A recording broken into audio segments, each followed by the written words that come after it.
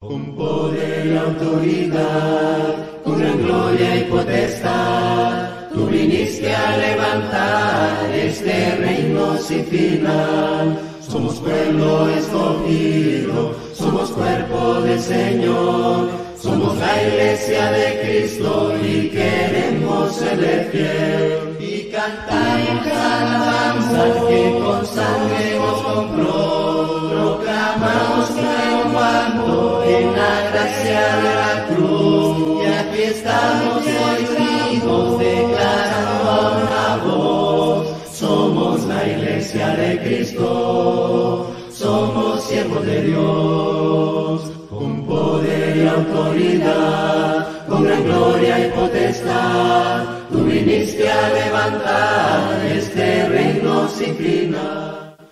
Buenas tardes, buenas noches, buenos días, bendiciones hermanos, bienvenidos al devocional de este día miércoles.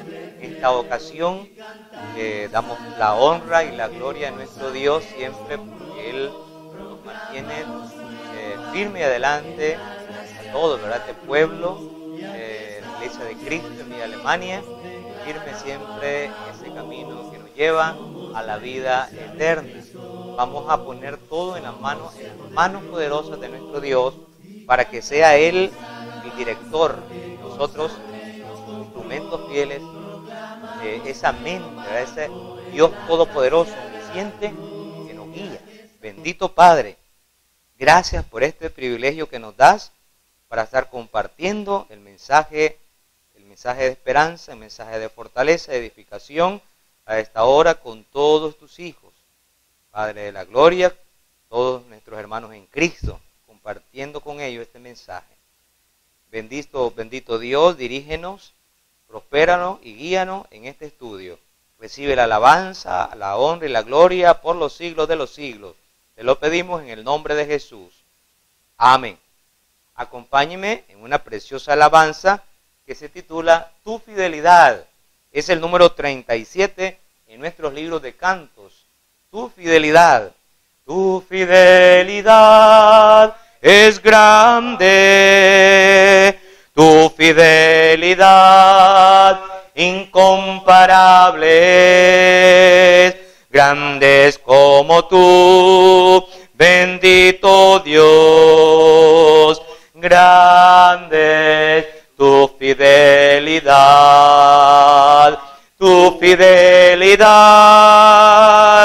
es grande,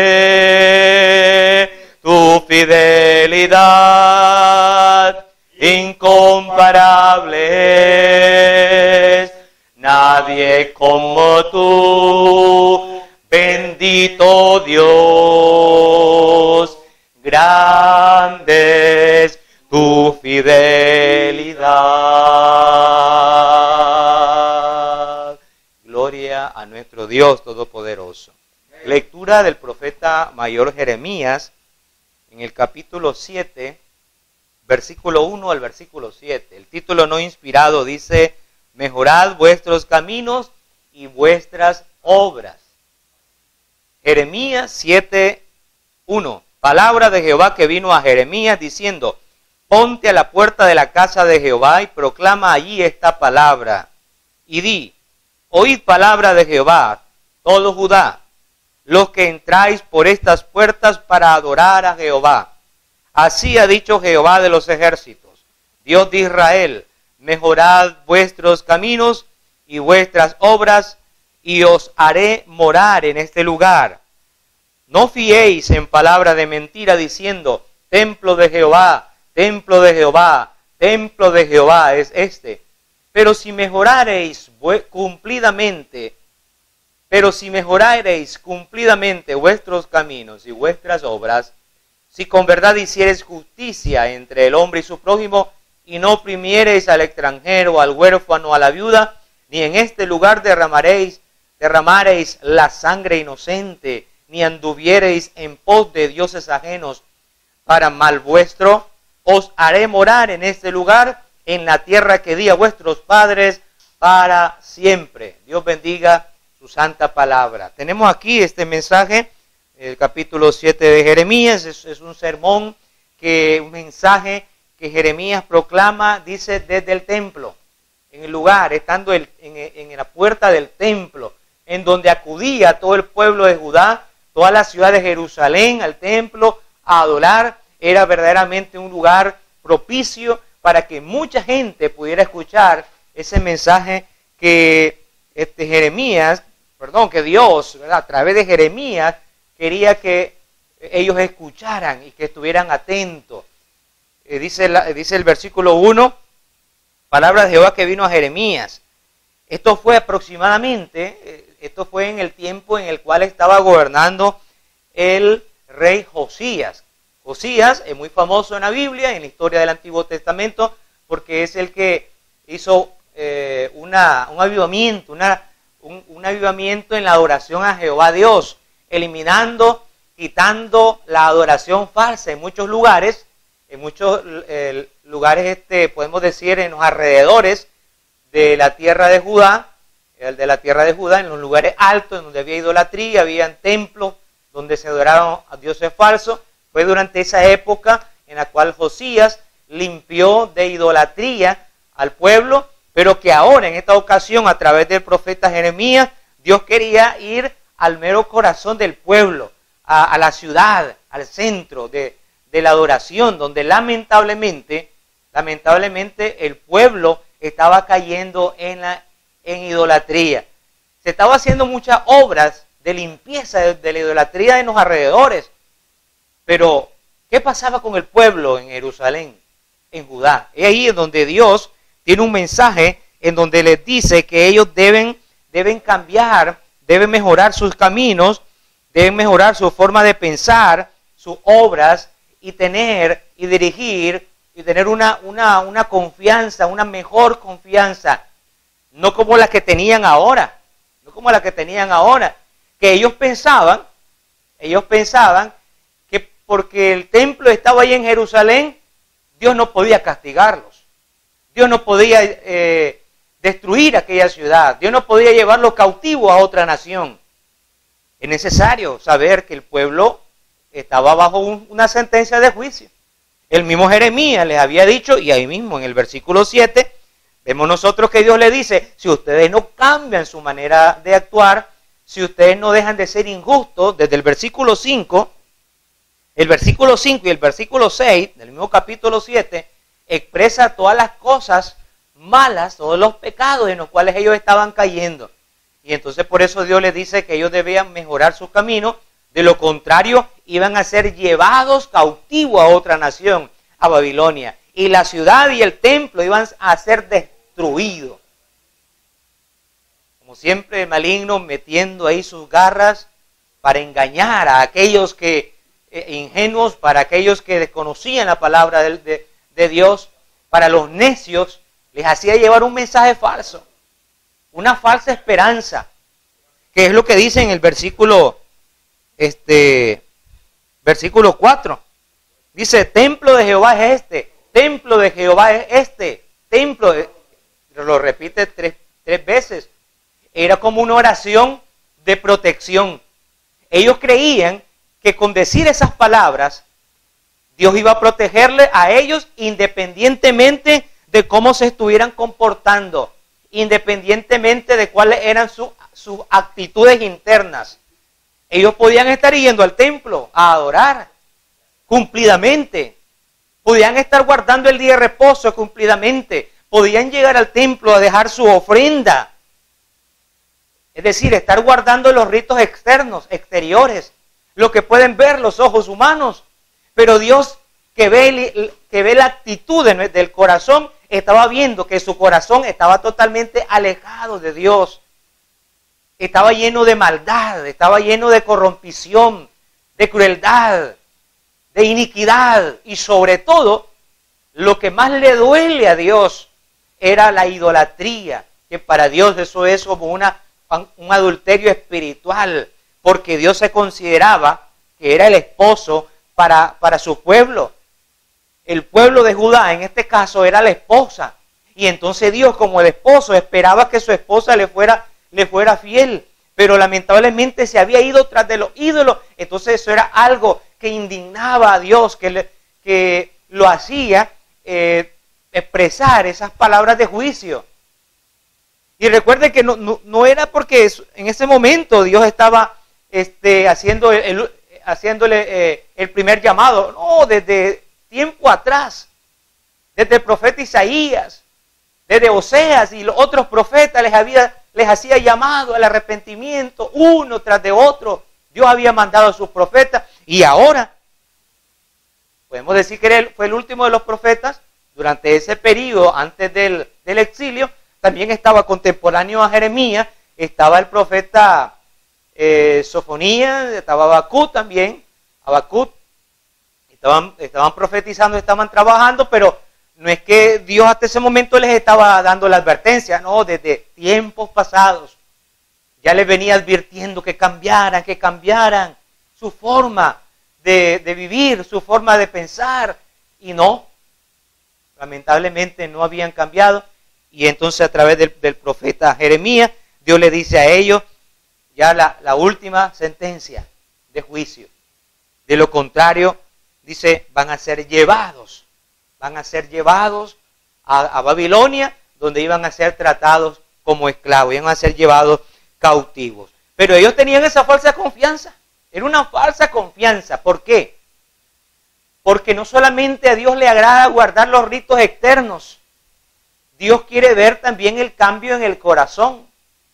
Son dos cosas importantes, son dos cosas que van en armonía, son dos cosas necesarias. A Dios no solamente le interesa lo que nosotros, las cosas externas, lo que se puede ver, sino también la actitud del corazón, nuestra obediencia. Eso es lo que Dios quiere ver de nuestras vidas. Pero el pueblo creía que porque solamente tenía el templo, Dios no iba a darles castigo, Dios no iba a darle la reprensión que tanto merecía. Y entonces viene Dios en el versículo 7, en el capítulo 7, versículo 15, y en el versículo 12, les dice que no se confíen, porque lo mismo estaba la presencia de Dios allá en Silo, en el tiempo de los jueces. Ahí estaba el tabernáculo. ¿Y qué sucedió? Por la rebeldía, por la desobediencia del pueblo, que el arca fue llevada cautiva, ¿verdad? Y entonces, eso no fue una excusa, ¿verdad? Eso no fue un argumento, que porque en Silo estaba ahí el tabernáculo, estaba la adoración, Dios no podía castigarlo. No, dice la palabra de Dios, que allá esa ciudad fue destruida por los filisteos, por la maldad y por la desobediencia de aquella gente. Pero los habitantes de Jerusalén creían que como estaba el templo ahí, Dios no lo iba a castigar. Eso es verdaderamente una falsa confianza. El ser humano hoy en día está lleno de falsas confianzas, en donde cree que ahí tiene su esperanza, que ahí está su consuelo, que ahí está la base principal para su vida. Y eso no es así. Algunos tienen un enfoque distinto de la perspectiva de su vida y creen, ¿verdad? Creen que Dios los va a bendecir independiente de cómo ellos actúen. O Dios quiere ver la obediencia en el corazón de los hombres, y Dios hace llamados de diferentes formas, de diferentes ocasiones, para que nosotros reflexionemos en nuestra forma de vivir, en nuestra forma de pensar. Entonces, aquel pueblo estaba confiado de que Dios no iba a hacer nada porque ya estaba el templo de Jerusalén. Y mire, y algo muy importante, que lo grandioso de aquel templo, lo grandioso, lo majestuoso de aquel templo, majestuoso, no eran las paredes hechas de oro, de mármol, de piedra preciosa y de lo que usted quiera, sino lo grandioso es que ahí en ese templo estaba la presencia de Dios, la gloria de Dios estaba en ese templo. Pero ellos le daban más importancia a las cuatro paredes que a aquel de quien se debía la honra y la gloria, quien hacía que aquellas cuatro paredes fueran gloriosas, majestuosas. No eran las cuatro paredes, no era el oro, la plata y cómo estaban hechos, sino la presencia de Dios que estaba ahí. Eso era lo que ellos debían valorar. Y al llegar al templo, la conciencia de ellos le debía decir, por lo menos la conciencia les debía de remorder, se debían de compungir de corazón al saber que iban al templo donde estaba la presencia de Dios y así llegaban. Y así iban a llegar ellos con corazones totalmente negros, sucios, llenos de idolatría, porque adoraban a ídolos y campantemente llegaban al templo a adorar a Dios. Eso es algo que nuestro Dios, Jehová de los ejércitos, que es un Dios celoso, no iba a permitir. No lo iba a permitir. Y entonces es por eso que la palabra de Dios les dice a ellos que cambien esa falsa confianza. Es más, habían otra gente del pueblo que creían que Dios lo iba a proteger a ellos de Babilonia cuando ellos buscaran alianza con Egipto, que se aliaran con un ejército, con el imperio egipcio, porque ellos tenían carros de guerra, tenían gente de a caballo, jinetes, un gran ejército, y entonces ellos decían, vamos a aliarnos con los egipcios para poder enfrentar a los babilonios. No buscaban a Dios. No buscaban a Dios. En vez de buscar a Jehová Dios, quien les podía dar la protección, la bendición, y que podía sacarlos adelante, ellos iban a buscar ayuda, consuelo, fortaleza, ayuda sobre todas las cosas a Egipto, a su ejército. Y ahí en donde la palabra de Dios dice, no es con ejército ni con jinete, sino aquí lo único que puede ayudarles a ustedes es la confianza que deben poner en Jehová. Esa es la verdadera confianza, la que verdaderamente es nuestra base, nuestra esperanza. Nuestra verdadera confianza está en ese Dios único, todopoderoso, en ese nuestro Creador que nos demanda, que demanda de usted, que demanda de mí, nuestra fidelidad completa, no solamente de nuestros actos externos, sino también de la intención de nuestro corazón. A Dios no solamente le agrada que estemos en el templo ahí cantando alabanza, sino que también nuestro corazón esté ahí. Porque muchas veces puede ocurrir que nuestro cuerpo está ahí. Yo estoy ahí adorando en espíritu y en verdad, y puede ser que lo esté haciendo, que lo esté haciendo en verdad, y esté participando de la cena del Señor el día domingo, primer día de la semana, cantando sin instrumentos musicales, siguiendo la doctrina apostólica, no guardando el día de reposo, y siguiendo todo lo que la palabra de Dios me está diciendo en la adoración, pero mi corazón puede estar en otro lugar. Y entonces esa adoración Dios no la acepta, Dios acepta la adoración en espíritu y en verdad. Ahora, si yo estoy adorando a Dios ahí en ese lugar, donde quiera que esté, tengo que hacerlo de corazón, porque es lo que Dios me ve. Ve que estoy ahí presente, pero también ve la intención de mi corazón. Entonces, por eso, la verdadera confianza está en aquellos que le somos fieles a Dios de una manera completa, no a medias, porque la obediencia a medias no le agrada a Dios. Entonces, cuando nosotros prometemos seguirle y amarle con todo nuestro corazón, con toda nuestra mente, con todo nuestro ser, es entonces cuando nos sentimos confiados en que Dios va a ser fiel. La verdadera confianza está en ese Dios todopoderoso que cumple lo que promete. Lo vemos en la persona de Jesús. Todo lo que Jesús decía, en palabra, la enseñanza, todo eso lo traía a la práctica.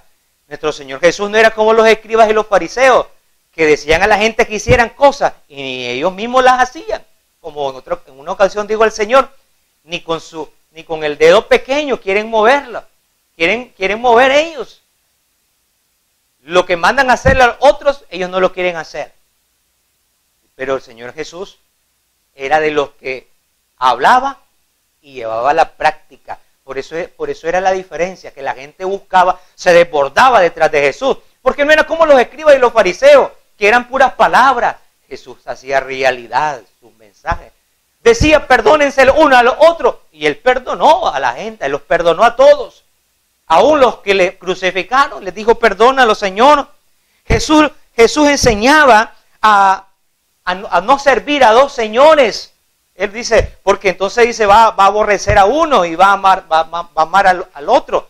Va a quedar bien con uno y mal con el otro.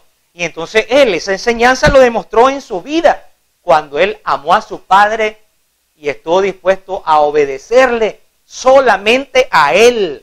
Su comida y su bebida era obedecer a su Padre, al único que Él amó. Nuestro Señor Jesucristo era aquel que le dijo a sus discípulos: yo soy la resurrección y la vida. El que cree en mí, aunque esté muerto, vivirá. Y Él mismo, 3 días después de su muerte, se levanta de entre los muertos con poder y gloria y resucita. Lo que Jesús decía, lo cumplía. Nuestra verdadera confianza entonces pues está en ese Dios, en ese Salvador que cumple lo que a nosotros nos promete. La verdadera confianza está en obedecer a ese Dios que siempre actúa en favor de nosotros, actúa en favor de sus hijos, cuando nosotros de corazón estamos dispuestos a cambiar. Amigo, es necesario cambiar nuestra forma de pensar, cambiar nuestros caminos. Cambia tus caminos. La dirección que lleva no tiene un buen destino, un buen final. Es camino de muerte. Cambia ese camino. Cuando dice la Biblia, cambia camino, el camino significa tu forma de actuar, tu forma de vivir. Arrepiéntete sinceramente, de corazón. Eso significa cambio de mente, cambio de dirección. Significa dejar el mundo y seguir a Cristo. Confiesa el nombre de Jesús. Creo que Jesús es el Hijo de Dios. Y sé bautizado para el perdón de tus pecados. Comienza esa renovación de espíritu. Y prométele obedecerle de corazón fielmente todos los días de tu vida. Y que tus actos, tus palabras, tus acciones sean en concordancia con lo que estás pensando. Todo sea para la honra y la gloria de nuestro Dios. Servirle de corazón.